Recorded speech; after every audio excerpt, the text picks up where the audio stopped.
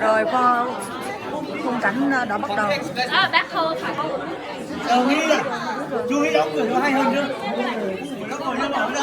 Nó biết rồi. Rồi nó biết. Cho đi, la máy đi. Ra chưa?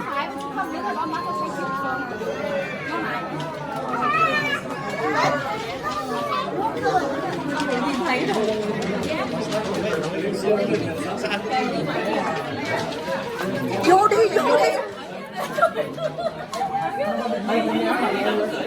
Vô đi được còn mừng nữa. Rồi nhân vật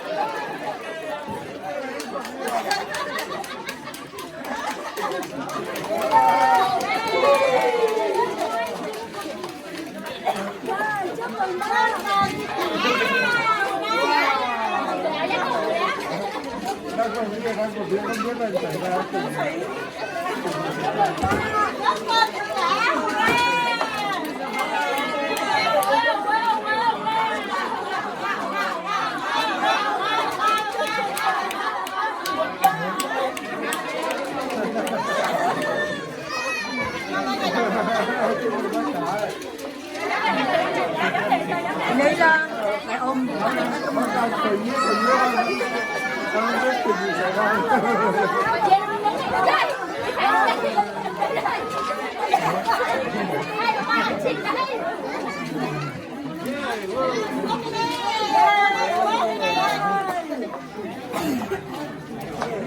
nghĩ là bác 60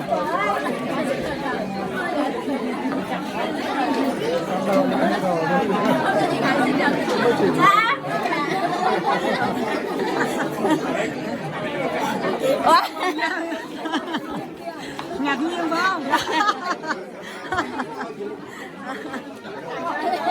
Đúng rồi. Có về phía là té ốm.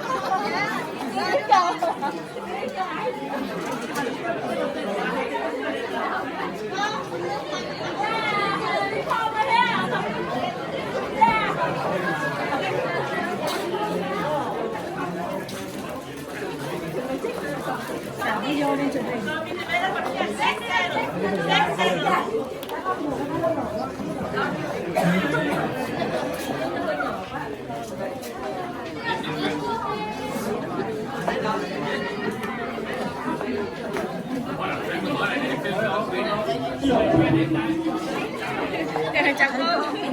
Chúc mừng năm sinh nhật của con gái con nữa hả? Dạ, đến tháng trước rồi. Ok. Dạ, bây giờ làm cho má. Làm cho. Sinh nhật hôm nay này. Trước là.